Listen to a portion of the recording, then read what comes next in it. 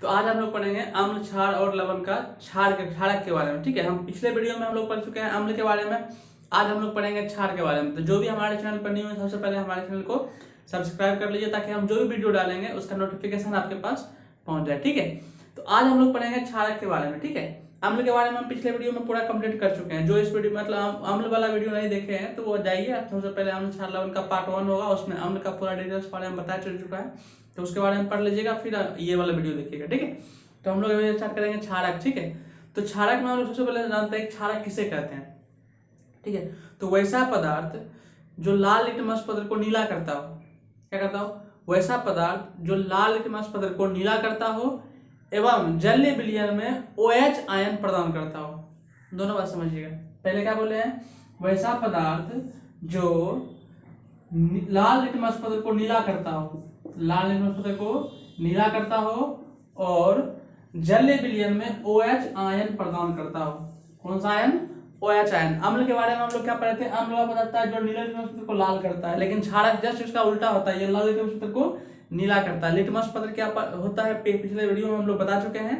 Litmus पत्र एक प्रकार का सूचक है, और सूचक क्या होता है, जो हमें अम्ल, क्षार और लवण का सूचना देता है, उसे हम लोग क्या कहते हैं, सूचक कहते हैं। तो ये हमारा अम्ल क्षारक जो होते हैं वो लाल लिटमस पत्र को नीला करते हैं एवं जलीय विलयन में OH आयन प्रदान करते हैं। अगर आपको पूछेगा क्षारक किसे कहते हैं, तो वैसा पदार्थ जो नीले लिटमस पत्र वैसा पदार्थ जो लाल लिटमस पत्र को नीला करता है एवं जलीय विलयन में OH आयन प्रदान करता है, उसे हम लोग कहते हैं क्षारक। ठीक है, देखिए क्षारक और क्षार दोनों अलग चीज है।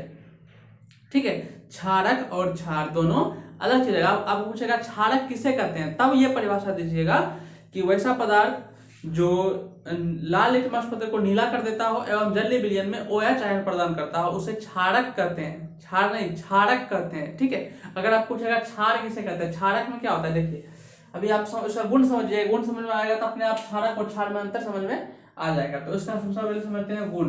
तो क्षारक का भौतिक गुण, क्षारक का भौतिक गुण क्या होता है, देखिए क्षारक का भौतिक गुण क्या होता है, क्षारक का स्वाद कैसा होता है, तीखा होता है। अम्ल का स्वाद खट्टा होता है और क्षारक का स्वाद तीखा होता है। दूसरा होता है क्षारक जो होता है उसको छूने पर साबुन की तरह चिकना होता है।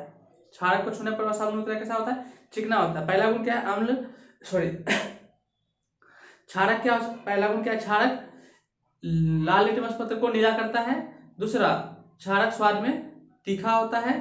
तीसरा, क्षारक जो होता है साबुन की तरह चिकना होता है। क्षारक को छुइएगा तो वो साबुन की तरह चिकना, साबुन चिकना होता है ना छूने में, उसी तरह क्षारक भी साबुन की तरह छूने में चिकना होता है। चौथा पॉइंट, क्षारक जो होता है रंगहीन होता है। रंगहीन का मतलब उसमें कोई रंग नहीं होता है, क्षारक का कोई रंग नहीं होता, इसलिए उसको रंगहीन बोला गया है। ठीक है, उसके बाद पांचवा पॉइंट हमारा है, क्षारक जो होता है गंधहीन होता है। गंधहीन मतलब उसमें कोई गंध नहीं होता है, लेकिन एक क्षारक ऐसा है जो जिसमें कि गंध पाया जाता है, उस क्षारक को हम लोग कहते हैं NH4OH, ammonium hydroxide. Ammonium hydroxide. तो क्षारक के 5 भौतिक गुण हो गया। पहला, क्षारक जो होते हैं लाल लिटमस पत्र को नीला करता है और नीला पर कोई प्रभाव नहीं डालता है। क्षारक जो होता है लाल लिटमस पत्र को नीला करता है एवं नीला पे कोई प्रभाव नहीं डालता है। दूसरा, क्षारक जो होता है स्वाद में तीखा होता है। तीसरा, क्षारक जो होता है छूने में साबुन की तरह चिकना होता है।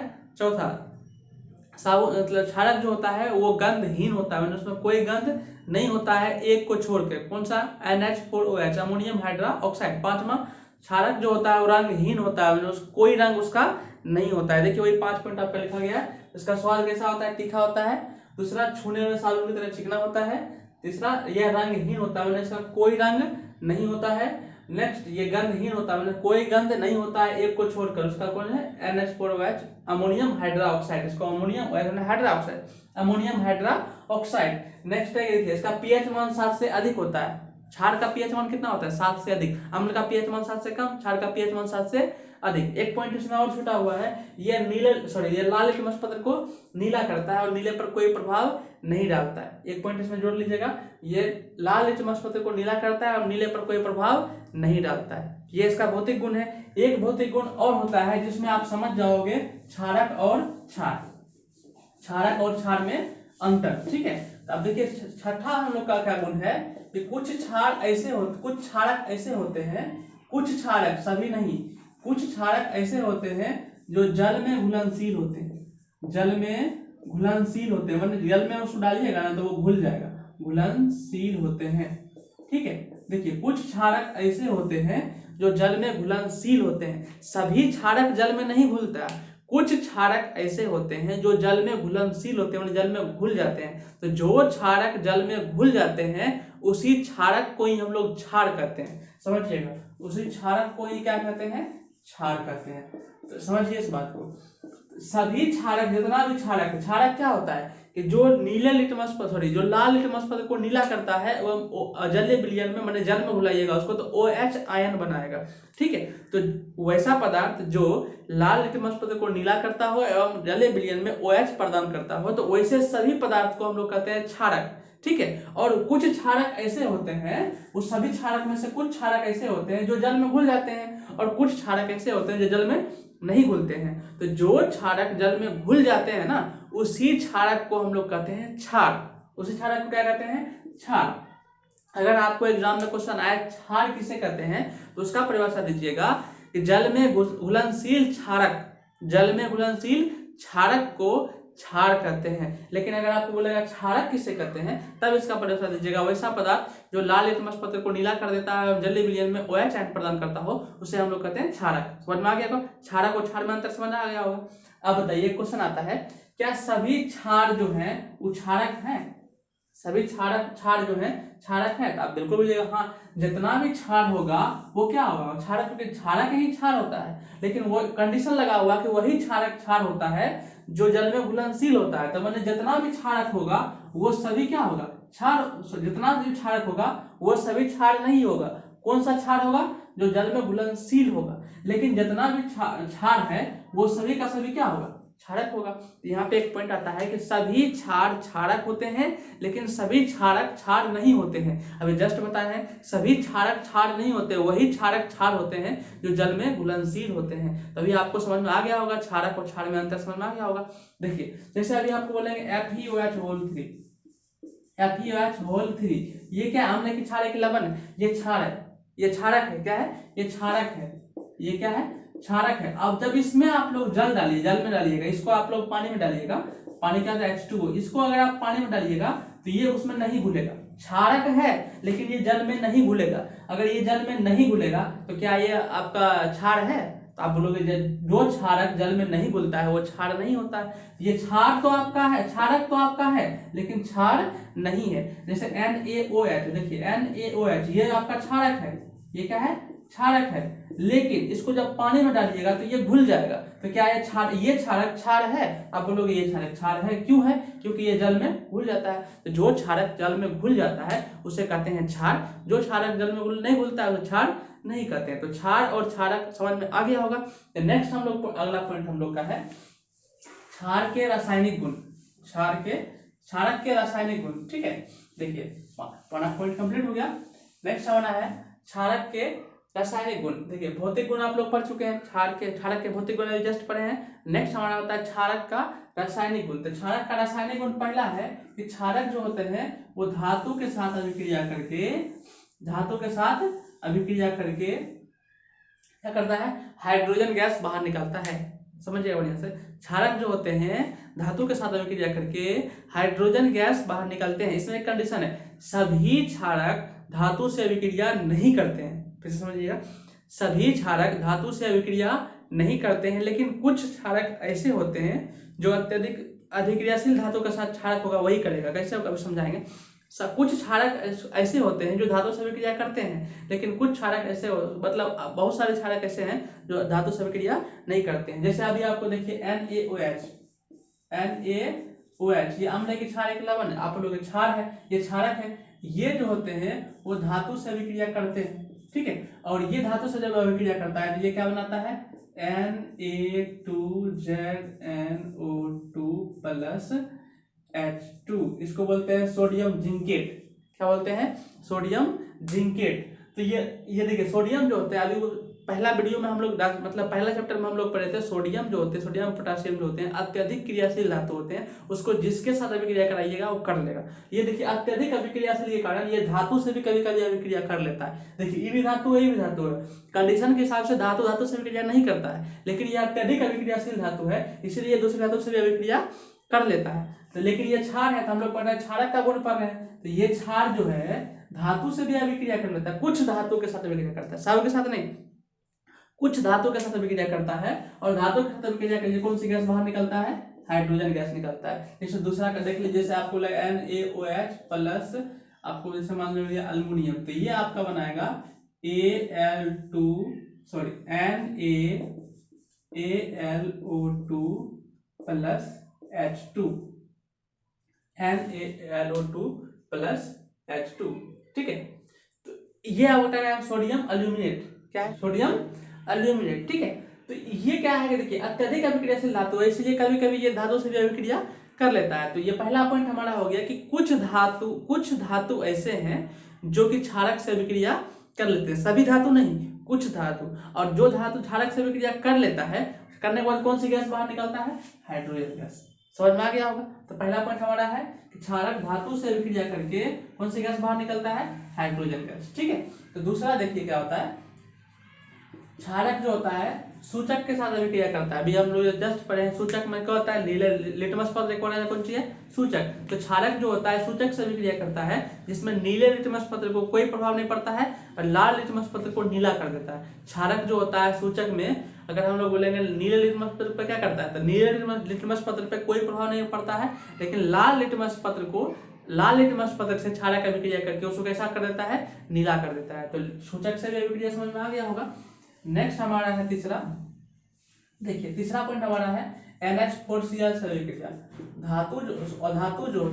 क्षारक जो होते हैं वो NH4Cl से अभिक्रिया करके अमोनिया गैस बाहर निकलता है। कौन सी गैस? Ammonia gas. अभी समझिएगा इसको, लिखिएगा। क्षारक जो होते हैं वो NH4Cl अमोनियम क्लोराइड, इसको क्या बोलते हैं? Ammonium chloride. धातु जो होते हैं अमोनियम क्लोराइड से अभिक्रिया करके अमोनिया गैस बाहर निकालते हैं। इसको कंप्लीट कर लीजिएगा। अमोनिया गैस बाहर निकालते हैं। अभी देखिए समझाते हैं कैसे। जैसे NaOH, ये हमारा क्या है? ये क्षारक है और ये अभिक्रिया किससे कर रहा है? NH4Cl से। NH4Cl से जब ये इससे अभिक्रिया करेगा, देखिए क्या बनेगा? NaCl, ये तो आपका NaCl बना ही देगा, प्लस H है O है तो H2O तो बनाएगा ही बनाएगा। लास्ट में हम लोग का क्या बनेगा? NH3, क्या बनेगा? NH3। ये NH3 कौन सी गैस है? अमोनिया। अगर बोलेंगे NH4 मैंने अमोनियम, NH3 मैंने अमोनिया। तो अभी क्या हुआ है? अभी क्या हुआ है कि क्षारक जो था वो NH4Cl को कहते हैं अमोनियम क्लोराइड, ये अमोनियम क्लोराइड से अभिक्रिया किया। अभिक्रिया करने के फलस्वरूप कौन सी गैस बाहर निकाला था? बोलोगे अमोनिया निकाला। कौन सी गैस बाहर निकाला? अमोनिया। तो पहला रूल हमारा क्या था कि क्षारक कुछ धातु से अभिक्रिया करके हाइड्रोजन गैस बाहर निकलता है, उसका एग्जांपल हम देख लिए। दूसरा, क्षारक जो होते हैं सूचक से अभिक्रिया करते हैं, जैसे कि वो लाल लिटमस पत्र से अभिक्रिया करके उसको नीला कर देता है। तीसरा, क्षारक जो होते हैं वो NH4Cl अमोनियम क्लोराइड, जिसको हम लोग कहते हैं नौसादर, ठीक है, NH4Cl अमोनियम क्लोराइड से अभिक्रिया करके अमोनिया गैस बाहर निकलता है। ठीक है, तीसरा पॉइंट हमारा कंप्लीट हो गया। चौथा पॉइंट क्या है? यह अधातु के ऑक्साइड से अभिक्रिया करके लवण तथा जल बनाता है। देखिए पॉइंट अधिका अधातु के साथ अभिक्रिया, कौन? क्षारक जो रहते हैं वो अधातु के साथ अभिक्रिया करके, अधातु के ऑक्साइड के साथ अभिक्रिया करके लवण तथा जल बनाते हैं। कैसे बनाते हैं? देखिए एक क्षारक हम लोग लेते हैं, चलिए चौथा पॉइंट हमारा, एक क्षारक लेते हैं NaOH, ये क्षारक है हमारा। दूसरा क्या है? अधातु के ऑक्साइड, चलिए हम अधातु के ऑक्साइड का एग्जांपल लेते हैं। अधातु का ऑक्साइड बोलिए क्या है? अधातु का ऑक्साइड जैसे CO2, कार्बन एक अधातु है और इसका ऑक्साइड, तो अधातु का ऑक्साइड, ये कार्बन के अधातु के साथ अभिक्रिया करके, मतलब अधातु के ऑक्साइड, क्षारक अधातु के ऑक्साइड के साथ अभिक्रिया करके लवण तथा जल बनाता है। क्या बनाता है? लवण तथा जल। ये आपको बनाएगा Na2CO3 प्लस H2O। यही हमारा क्या है? ये आपका लवण है, ये आपका जल है। तो हमारा पॉइंट क्या था? चौथा पॉइंट क्या था कि क्षारक जो होते हैं अधातु के ऑक्साइड, ये देखिए क्षारक है हमारा और ये अधातु का ऑक्साइड है। क्षारक जो है अधातु के ऑक्साइड के साथ अभिक्रिया करके लवण तथा जल बनाता है। इसी को दूसरा एग्जांपल और समझ लीजिए, NaOH प्लस SO2। S माने सल्फर, सल्फर का ऑक्साइड है, सल्फर एक धातु है तो धातु का ऑक्साइड हो गया, इससे अभिक्रिया करेगा तो ये बनाएगा Na2SO3 प्लस H2O, ये आपका लवण है, ये आपका जल है, ये लवण है आपका जल है। तो हम लोग देख रहे हैं कि जब कोई जब कोई क्षारक और धातु के ऑक्साइड से विक्रिया कर रहा है तो ये लवण बनाता है और जल बनाता है। ये हमारा चौथा पॉइंट था। तो चौथा पॉइंट हमारा कंप्लीट हो गया। पांचवा पॉइंट हमारा क्या है कि वे अम्ल के साथ अभिक्रिया करके लवण तथा जल बनाता है। पांचवा पॉइंट क्या है, क्षारक अम्ल के साथ अभिक्रिया करके लवण तथा जल बनाता है। तो हम लोग अम्ल में भी पढ़े थे कि अम्ल अगर क्षार से अभिक्रिया कर रहा था तो क्या बना था, लवण तथा जल। अगर अम्ल और क्षार आपस में मिलेगा तो लवण और जल बनाएगा। तो यहाँ भी तो वही कर रहा है कि क्षार और लवण। उस समय बोल रहा था अम्ल और क्षार, यहाँ बोल रहा है क्षार और अम्ल, बात तो एक ही है। तो यहाँ पे आपका हो जाएगा अम्ल से अभिक्रिया करके। क्षारक जो है किससे अभिक्रिया करेगा, आपकी बात अम्ल से अभिक्रिया करेगा तो क्या बनाएगा, लवण तथा जल। देखिए दिखाते हैं। क्षारक हम लोग लेते हैं N, पांचवा पॉइंट हमारा है क्षारक हम लेते हैं NaOH, ठीक है, और इसको अम्ल से अभिक्रिया कराते हैं। चलिए एक अम्ल का नाम बोलिए, जैसे हम बोलते हैं HCl, अम्ल के साथ अभिक्रिया करा रहे हैं। जब इसको अम्ल के साथ अभिक्रिया कराते हैं तो क्या बन रहा है, देखिए NaCl प्लस H2O, ये आपका लवण है और ये आपका जल है। तो कुल मिला के बना क्या, बना ये क्षारक है। क्षारक अम्ल के साथ अभिक्रिया करके लवण तथा जल बनाता है, यही हमारा पॉइंट था। तो कुल मिला के 5 पॉइंट हम लोग का कंप्लीट हो गया। पहला क्या था कि क्षारक जो होते हैं कुछ धातु के साथ अभिक्रिया करके हाइड्रोजन गैस बनाता है। दूसरा पॉइंट हमारा था कि क्षारक सूचक के साथ अभिक्रिया करके, जैसे नीले लिटमस पत्र पे कोई प्रभाव नहीं पड़ता है लेकिन लाल लिटमस पत्र से अभिक्रिया करके उसको नीला कर देता है। तीसरा पॉइंट हमारा था कि मतलब क्षारक NH4Cl से अभिक्रिया करके अमोनिया गैस बाहर निकलता है। चौथा पॉइंट हमारा था कि क्षारक अधातु के ऑक्साइड के साथ अभिक्रिया करके लवण तथा जल बनाता है। पांचवा पॉइंट हमारा था क्षारक अम्ल के साथ अभिक्रिया करके लवण तथा जल बनाता है। ये 5 पॉइंट हमारा कंप्लीट हो गया। चलिए सूचक वाला में एक क्वेश्चन और आता है कि क्षारक जो होता है, क्षारक को अगर फिनोल्फथेलिन के ऊपर डालते हैं तो उसका रंग कैसा करता है। क्षारक को फिनोल्फथेलिन भी एक प्रकार का सूचक है। तो फिनोल्फथेलिन क्षारक डालते हैं तो उसका रंग कैसा करता है। तो क्षारक जब फिनोल्फथेलिन पर डालिएगा तो उसका रंग कर देता है गुलाबी। क्या कर देता है, गुलाबी। तीसरा अगर बोलेगा क्षारक को अगर मिथाइल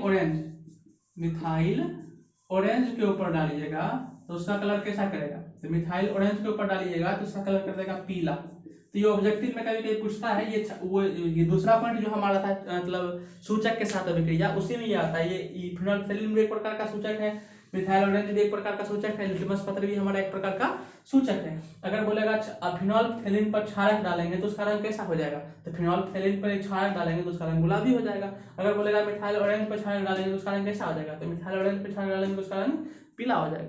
तो ये मतलब क्षारक हम लोग का क्या पढ़ लिए, देखिए क्या क्या पढ़े। क्षारक किसे कहते हैं पढ़ लिए, क्षार किसे कहते हैं पढ़ लिए, उसका भौतिक गुण पढ़ लिए, उसका रासायनिक गुण पढ़ लिए। अब क्या बच गया, उसका उपयोग, क्षारक के उपयोग। तो क्षारक का पहला उपयोग हम लोग पढ़ते हैं। तो क्षारक का उपयोग हम लोग पढ़ते हैं साबुन बनाने में। साबुन बनाने में NaOH का प्रयोग करते हैं। NaOH sodium hydroxide. NaOH का मतलब क्या है, सोडियम हाइड्रोक्साइड। तो साबुन बनाने में किसका उपयोग करते हैं, NaOH। NaOH एक प्रकार क्या है, क्षार। तो साबुन बनाने में किसका प्रयोग करते हैं, क्षार का प्रयोग करते हैं। दूसरा हम लोग का पॉइंट हो जाता है कि सीमेंट बनाने में हम लोग किसका प्रयोग करते हैं, Al2O3 aluminium oxide. Aluminium oxide क्या है, क्षार है। तो दूसरा हम लोग का क्या हो गया, पहला साबुन बनाने में, दूसरा आपका हो गया सीमेंट बनाने में, तीसरा आपका हो गया कांच निर्माण में। कांच निर्माण में CuO का प्रयोग करते हैं, कॉपर ऑक्साइड CuO, ये भी एक प्रकार का क्षार है। तो CuO मतलब कांच निर्माण में इसका प्रयोग करते हैं। तो इसका भी तुलना की भी क्षार है। पहला साबुन बनाने में, दूसरा सीमेंट बनाने में, तीसरा कांच बनाने में, चौथा ZNO का प्रयोग करते हैं। ZNO का प्रयोग करते हैं आप लोग का, ये क्या बोलते हैं इसको, श्वेत रंग बनाने में। ZNO का प्रयोग कहाँ करते हैं, श्वेत रंग बनाने में, ठीक है। नेक्स्ट हम लोग आगे पढ़ते हैं। इसी में आता है कि जल के शुद्धिकरण में क्षार का प्रयोग करते हैं। नेक्स्ट दवा निर्माण में MgO का प्रयोग करते हैं।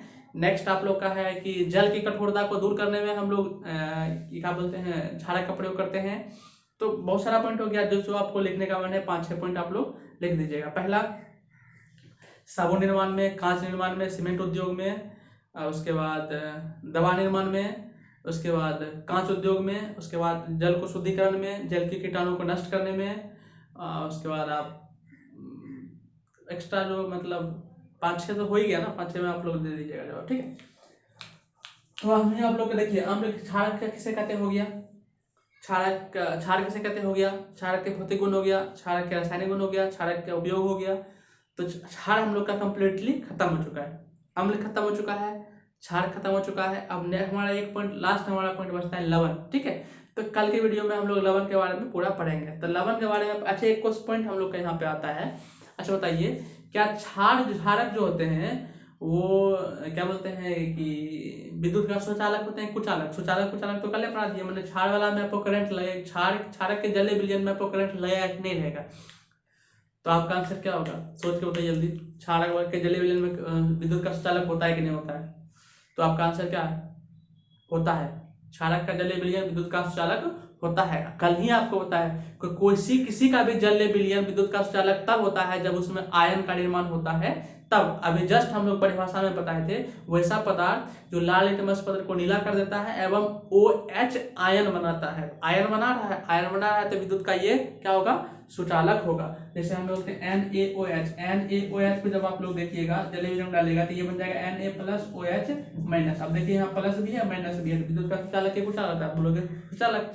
तो अम्ल का जलीय विलयन भी विद्युत का सुचालक, क्षार का जलीय विलयन में विद्युत का सुचालक क्यों होता है? क्योंकि ये आयन का निर्माण करता है, जिसके जलीय विलयन में आयन का निर्माण होता है, इसीलिए विद्युत का सुचालक होता है, ठीक है।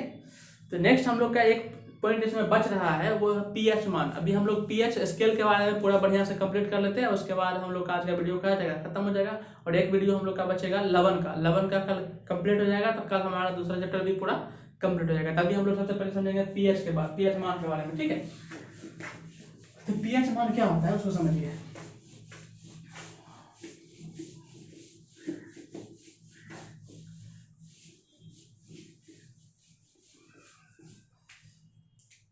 पीएच मान, ठीक है। देखिए एक वैज्ञानिक था, इसका नाम था सोरेनसन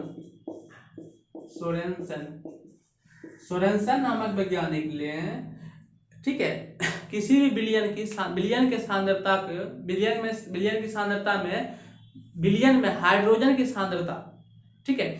तो किसी भी विलयन में हाइड्रोजन की सांद्रता का मान पता करने के लिए एक स्केल का निर्माण किया। किस वैज्ञानिक ने? सोरेनसन ने। इसी को हम लोग बोलते हैं पीएच स्केल। क्या बोलते हैं? PH scale. फिर से समझिए कि किसी विलयन में हाइड्रोजन की सांद्रता पता करने के लिए सोरेनसन नामक वैज्ञानिक ने एक स्केल का निर्माण किया, जिसे कहते हैं पीएच स्केल। पीएच स्केल में हम किसी विलयन में उपस्थित हाइड्रोजन आयन की सांद्रता के बारे में मतलब पता चलता है, ठीक है। तो जिसका पीएच मान जितना ज्यादा होता है वो उतना ज्यादा क्षारीय होता है, और जिसका पीएच मान जितना कम होता है वो उतना ज्यादा अम्लीय होता है। तो पीएच मान के हिसाब से हम लोग अगर अम्ल क्षार के बारे में देखेंगे तो अम्ल का पीएच मान जो होता है 7 से कम होता है। अम्ल का पीएच मान क्या होता है? 7 से कम होता है। और क्षार का पीएच मान जो होता है 7 से अधिक होता है। 7 से अधिक होता है किसका? क्षार का। अगर आपको पूछेगा अम्ल का पीएच मान कितना होता है? 7 से कम, क्षारक का पीएच मान 7 से अधिक। अब देखिए दो अम्ल है, एक का पीएच मान 2 है, एक का पीएच मान 5 है। बताइए ज्यादा अम्लीय कौन होगा? ज्यादा अम्लीय कौन होगा? जिसका पीएच मान जितना कम वो उतना ज्यादा अम्लीय। तो इसका पीएच मान 2 है, एक का पीएच मान 5 है, तो ज्यादा अम्लीय कौन होगा? ये 2 वाला, ठीक है। अगर हम अब बोलते हैं एक का पीएच मान 8 है, एक का पीएच मान मान लीजिए 12 है, ठीक है। अब बताइए कौन ज्यादा क्षारीय होगा? तो जिसका पीएच मान जितना ज्यादा वो उतना ज्यादा क्षारीय, ठीक है। अगर हम आपको बोलते हैं कि पीएच मान 6 है, क्या ये क्षारीय है? तो आप बोलोगे क्षारीय है ही नहीं। क्यों नहीं? क्योंकि क्षार होने के लिए उसका पीएच मान 7 से अधिक होना पड़ेगा, और ये 6 है जिसका मतलब इसका पीएच मान 7 से कम है, तो ये कौन सी हो गया? अम्ल। तो अम्ल का पीएच मान 7 से कम, क्षार का पीएच मान 7 से अधिक, उदासीन का पीएच मान 7। उदासीन का पीएच मान कितना होता है? 7 के बराबर। जैसे पानी क्या है? उदासीन है। पानी का पीएच मान कितना होता है? 7। पानी जब आप पीते हो तो उसका स्वाद आपको कैसा होता है? खट्टा लगता है। आप लोग नहीं, तीखा लगता है। तो नहीं, कैसा लगता है? तो आपको पता ही नहीं है कि उसका स्वाद कैसा है, स्वाद होता ही नहीं है, तो स्वादहीन मतलब उदासीन होता है। इसीलिए बोलते हैं पानी का पीएच मान कितना होता है? 7, ठीक है। अगर बोलेंगे नींबू का रस का पीएच मान कितना होगा? ऑप्शन नंबर 1 7 से कम, 7 से अधिक, 7 के बराबर, तो आप क्या बोलोगे? तो नींबू का स्वाद जो होता है, रस का स्वाद कैसा होता है? खट्टा होता है। तो खट्टा होता है, इसका pH मान कितना होगा? 7 से कम। ठीक है, तो समझ में आ गया होगा। तो पहला पॉइंट समझिए, यहाँ देखिए पीएच स्केल। पीएच स्केल में कहाँ से कहाँ तक होगा? अगर आपको पूछेगा पीएच स्केल में जो मान होता है कहाँ से कहाँ तक होता है, तो 0 से 14 तक होता है। 0 से 14 तक होता है, जिसमें 7 से कम अम्ल, 7 से अधिक क्षार, 7 के बराबर उदासीन। ठीक है, इसमें एक पॉइंट और आता है आप लोग का कि पीएच मान का देखिए, पीएच जो मान है उसमें P4 होता है पोटेंज। P4 क्या होता है? पोटेंज। पोटेंज एक जर्मन शब्द है। कौन शब्द है? जर्मन शब्द है, जिसका अर्थ होता है हिंदी में शक्ति। हम लोग अपना भाषा में बोलते हैं, क्या बोलते हैं? शक्ति। पोटेंज माने पावर, हम लोग अपना भाषा में देगा पावर, पावर को अपनी भाषा में क्या बोलते हैं? शक्ति। ठीक है, तो power of hydrogen, power of hydrogen मतलब हाइड्रोजन की सांद्रता, हाइड्रोजन की सांद्रता, किसी विलयन में हाइड्रोजन की सांद्रता का पता कैसे चलता है? पीएच स्केल से। इसका खोज किसने किया था? सोरेनसन नामक वैज्ञानिक ने। ठीक है, तो पीएच का फुल फॉर्म क्या है? Power of hydrogen. ठीक है, जिसको मतलब जर्मन शब्द P4 होता है पोटेंज, जो जर्मन शब्द है। ठीक है, जिसका अर्थ क्या होता है? शक्ति। समझ में आ गया होगा। चलिए, जैसे हम अपने शरीर के बारे में जानते हैं कि हमारे शरीर का पीएच मान कितना होता है। बेसिक सा क्वेश्चन एग्जाम अगर पूछता है तो हमारे शरीर का पीएच मान कितना होता है? तो हमारे शरीर का जो होता है पीएच मान होता है वो 7 से 7.8 के बराबर होता है। 7.0 से 7.8 के बराबर होता है हम लोग के शरीर का पीएच मान। हम लोग के शरीर का पीएच मान कितना होता है? 7 से 7.8 तक होता है। तो मैंने हम लोग जो होते हैं वो अम्लीय है कि क्षारीय है? मनुष्य का शरीर अम्लीय होता है, क्षारीय होता है, उदासीन होता है। तो 7.8 में 7 से अधिक है ना, 7 से 7.8 के बीच होता है, तो मैंने 7 से अधिक हुआ ना, 7 से अधिक होता है तो क्या होता है? क्षारीय होता है। मानव का शरीर जो होता है कैसा होता है? क्षारीय। लेकिन जब किसी इंसान का पीएच मान जब किसी इंसान के शरीर का पीएच मान 7 से कम होने लगता है तो वो इंसान को बुखार लगता है। कहने का मतलब ये है कि अगर किसी इंसान को बुखार लगा हुआ है तो उस समय उसका शरीर जो है कैसा है? अम्लीय कि क्षारीय है? आप बोलोगे उसका शरीर अम्लीय है। बुखार लगने का मतलब है कि उसका शरीर का पीएच मान 7 से कम हो चुका है। ठीक है, तो पहला पॉइंट अगर आपको ऐसे पूछेगा कि शरीर का पीएच मान कितना होता है? 7 से 7.8 के बीच में। दूसरा, मनुष्य के शरीर का शरीर जो होता है अम्लीय, क्षारीय होता है, क्षारीय होता है। बुखार लगने पर मनुष्य का शरीर कैसा रहता है? अम्लीय हो जाता है।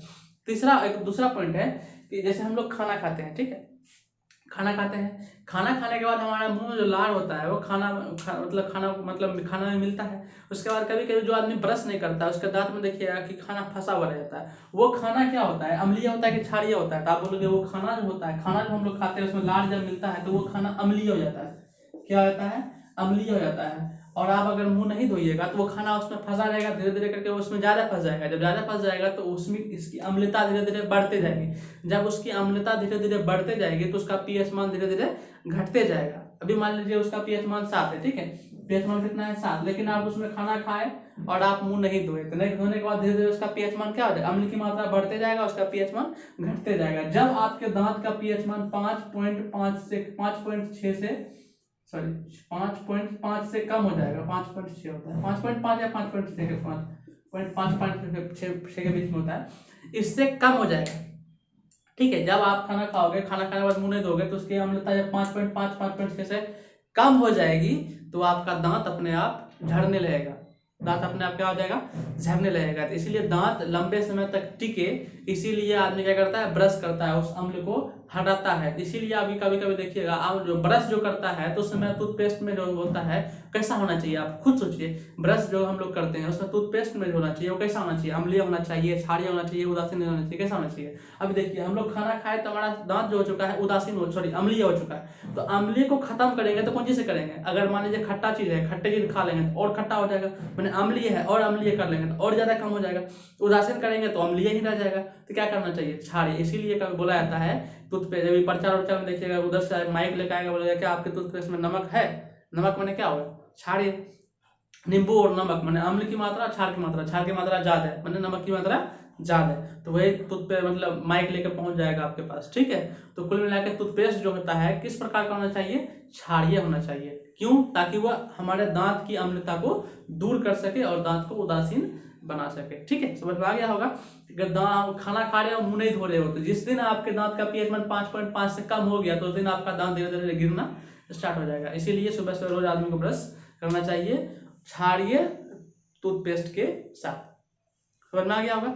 नेक्स्ट एक पॉइंट और इसमें आता है, नेक्स्ट पीएच में और एक पॉइंट समझिएगा कि जब वर्षा होती है, ठीक है, वर्षा होती है तो वर्षा होने के समय क्या होता है, वायुमंडल में उपस्थित सल्फर डाइऑक्साइड सबसे मतलब मिल जाता है, तो अम्लीय वर्षा होती है। देखिए पानी होता है H2O, वर्षा मैंने पानी होता है H2O, ये वायुमंडल में उपस्थित सल्फर डाइऑक्साइड से मिल जाता है तो ये बनाता है H2O, कभी कभी H2SO4 बनाता है। H2SO4 मैंने सल्फ्यूरिक अम्ल। तो वर्षा में जब सल्फ्यूरिक अम्ल मिल जाता है तो उसी वर्षा को हम लोग कहते हैं अम्लीय वर्षा। अम्लीय सल्फ्यूरिक अम्ल जब मिल जाता है तो सल्फ्यूरिक अम्ल मिल जाने के बाद उसका पीएच मान 5.6 से कम हो जाता है। तो वर्षा के जल का पीएच मान जब 5.6 से कम हो जाता है तो जब धरती पर आता है तो उसी वर्षा को हम लोग कौन वर्षा कहते हैं, अम्लीय वर्षा। वर्षा के जल का पीएच मान जब 5.6 से कम हो जाता है तो वो जब धरती पर आता है तो उसी को हम लोग कौन कहते हैं, अम्लीय वर्षा। अम्लीय वर्षा अगर आपके शरीर पर हो जाएगा तो आपके शरीर में छेद हो जाएगा, ठीक है, और आपके वो तो मतलब घाव मतलब हो जाएगा, और आपके शरीर में अंग आपका क्या हो जाएगा, खराब हो जाएगा, क्योंकि वो उसमें वर्षा में अम्ल है, मैंने एसिड की मात्रा है, एसिड रेन उसको इंग्लिश में बोलते हैं, हिंदी में बोलते हैं अम्लीय वर्षा। तो अम्लीय वर्षा जब होता है तो खेत का पानी या किसी का पानी मतलब बाते बाते कहाँ मिल जाता है, नदी में मिल जाता है। तो अम्लीय वर्षा हुआ और अम्लीय वर्षा का सारा पानी कहाँ चला गया, नदी में चला गया। तो नदी में जाने के बाद नदी में उपस्थित जो जलीय जीव है वो जलीय जीव अम्लीय वर्षा के कारण क्या होता है, मर जाता है। तो इसलिए अम्लीय वर्षा बहुत ही खतरनाक होते हैं, ठीक है, तो समझ में आ गया होगा। तो हम लोग का आज का पॉइंट अम्लीय वर्षा का पीएच मान भी खत्म हो गया। पीएच मान समझ में आया ना, पीएच मान क्या होता है, पावर ऑफ हाइड्रोजन। तो सोरेनसन नामक वैज्ञानिक ने अम्ल की सांद्रता पता करने के लिए एक स्केल बनाया जिसे हम लोग कहते हैं पीएच स्केल। समझ में आ गया, ठीक है। तो पीएच मान भी खत्म समझ में आ गया होगा। अम्ल क्षार लवण भी, अम्ल और क्षार दोनों हमारा कंप्लीट हो गया। अब एक ही चीज हम लोग का बचा है लवण, जिसको अगले वीडियो में हम लोग पूरा करेंगे, ठीक है। वीडियो अगर अच्छा लगा होगा तो चैनल को सब्सक्राइब कर दीजिएगा। ओके।